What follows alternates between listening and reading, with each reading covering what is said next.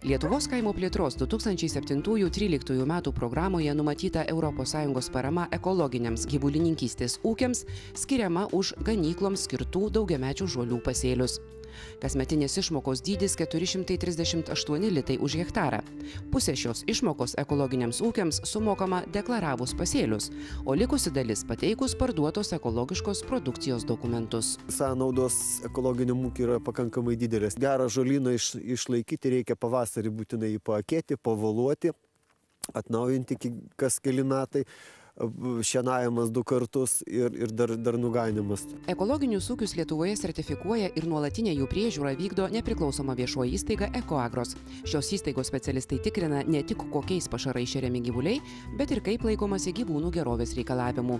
Mat ekologiškai auginamiems gyvuliams būtina suteikti daugiau erdvės. Jie negali būti nuolat uždaryti tvartuose.